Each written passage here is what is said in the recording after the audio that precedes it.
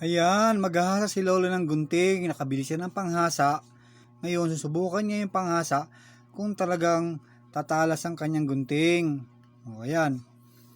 Panurin natin kung paano maghasa si Lolo. Kasi hindi pa niya gamay itong panghasa na to. Kaya ayan, susubukan pa lang niya kung paano maghasa.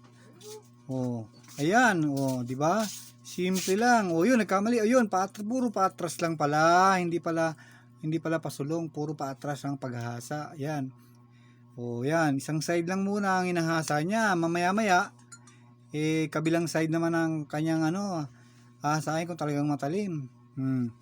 O sana i-share nyo na itong video na to sa iba para matuto rin sila maghasa. O kaya bumili sila ng ganitong uri ng panghasa. Simple lang, 'di ba? Ayan, sinubok niya sa kuko niya. Matalas.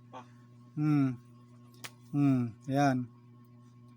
Ayan, tingnan mo, ayan, kabilang side naman ng gunting. Ayan, 'di ba? Ang galing.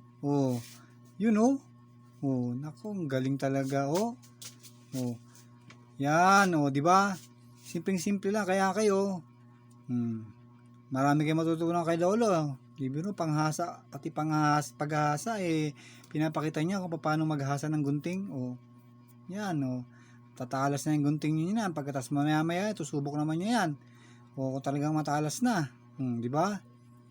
Panoorin nyo lang, tingnan nyo mabuti. Ayan, panay ang sipat niya. Kung paano, kasi mamaya pag natabingi kasi yan, sayang nga naman yung paghasa niya.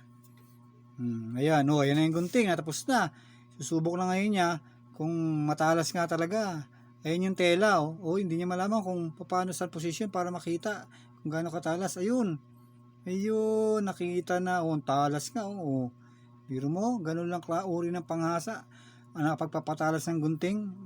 Kaya kayo, yung kalimutang i-share tong video na to para naman sa iba.